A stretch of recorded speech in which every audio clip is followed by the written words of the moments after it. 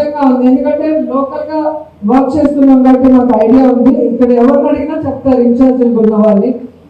అదొకటి మీరు మైండ్ లో తీసుకొని ఒకసారి అందరితో డిస్కస్ చేసి మన అధిష్టానికి తెలియజేస్తే బాగుంటుందని కోరుకుంటున్నాం.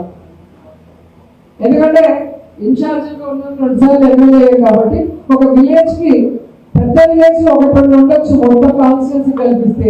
మిగతా అన్ని చిన్న విలేజ్లే కాబట్టి వాటిలో అనుమతి ఒకటిలో ప్రెసిడెంట్ పెట్టగలం కానీ మళ్ళీ కింద 9 మంది 7 మంది అంటే కొంచెం ఇబ్బంది కాదు.